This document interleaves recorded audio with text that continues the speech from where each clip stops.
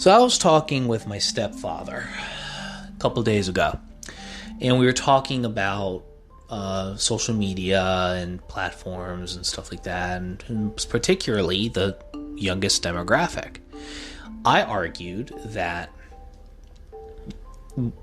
catering to a younger audience, meaning the 17 and under crowd, is more important for a business's long term. Is more important, arguably, than focusing on a demographic of 30 and 40 and 50-year-olds.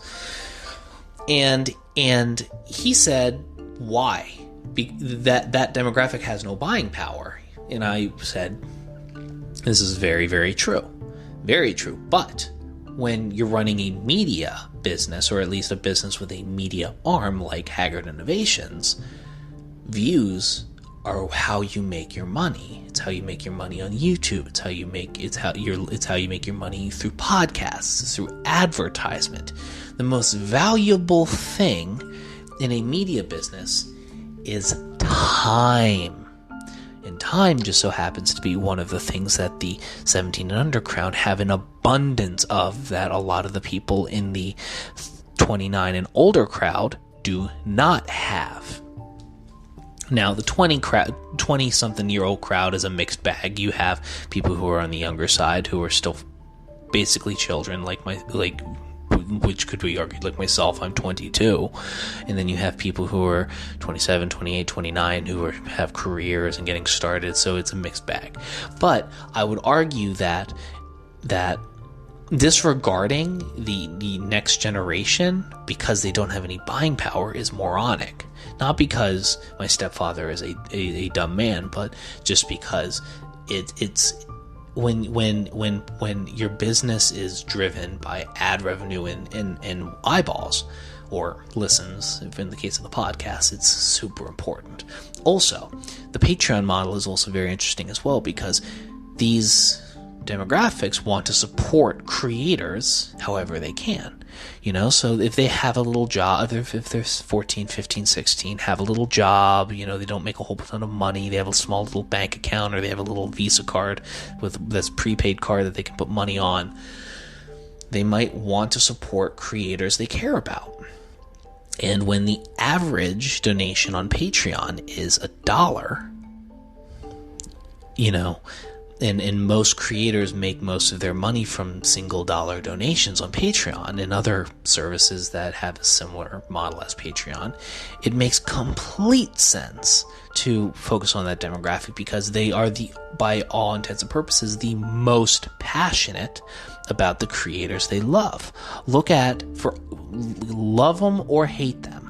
If looking at the Paul brothers, Jake and Logan Paul's business model, they churn out merchandise, they churn out content and eyeballs and ads and all of this for kids in the age group of 9, 10, 11, 12, 13, 14, and then there's always gets to a point where they grow out of it, but the goal in this case for Haggard Innovations would to be diversify our content in such a way that we have content like things like the Dream Makers podcast, like the High Soapbox, dedicated to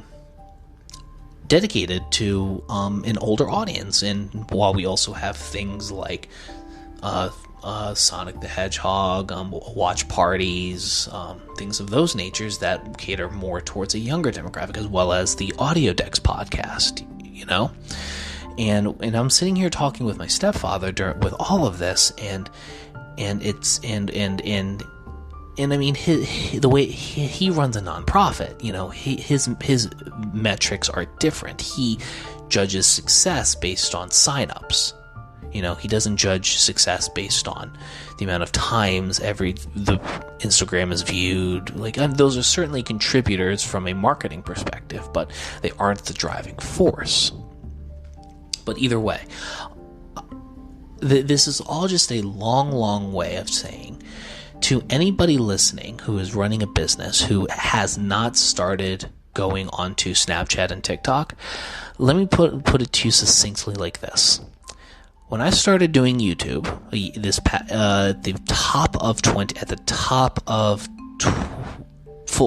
putting out daily content at the top of 2020, my average view, with the exception of a couple of viral outsiders, I gained more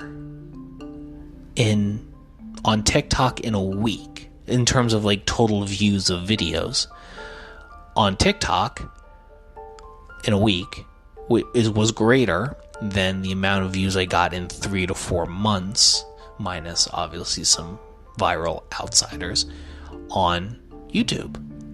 And mind you, I was backlinking on Facebook, backlinking on Instagram, and backlinking on blogs, and I was just trying to get as many links to my videos out there as possible. All those views on TikTok are self-contained. I did not do any promotion of those videos whatsoever. As for Snapchat, our story and story features allowed me to, in mass import of contacts, allowed me to take my gargantuan contact list and be able to just sell and to take the little fantastic little commercials and stuff I made using TikTok, which, by the way, both TikTok and Snapchat, but like Snapchat has an excellent video editor, and it has a photo editor, and TikTok has a sublime video editor. I'm able to easily create little advertisements with great ease, and for somebody who doesn't have a lot of time who can but doesn't have all the time to professionally edit video and professionally edit in photo, because those things are time consuming. The fact that I can take 5 or 6 photos of a product, make a quick little montage video that looks really, really good, post it on TikTok, have a copy saved to my device, and then be able to distribute it across Snapchat and Instagram and Facebook and Twitter, and just have all of it go all at once. I've actually seen a rise in sales on our shop as a result of this. See these commercials, these videos are doing a much better job drawing people in. So if you're a small entrepreneur like me, and you run a small business like Haggard Innovations, I would highly, highly, highly suggest incorporating these tools, because even if you don't grow a following on Snapchat, even if you don't grow a following on TikTok, having the exposure to the younger audience and having the ability to make these smaller pieces of content to promote your larger content and products is valuable, and ignoring it would be foolish. I don't put a lot of stock into the words of Gary Vaynerchuk, because there are times I think he's a bit of a charlatan. But I mean, when people like him and people like Mark Cuban and all these other Tony Robbins, all these other individuals are embracing these platforms, people who I really respect, Eric Ries, people who I don't respect, they're obviously successful because they adapt, and you can't deny that. So I'd highly consider looking into them, because ignoring the younger demographic, especially when you're running a media company that makes its money based on views, would be a foolish move.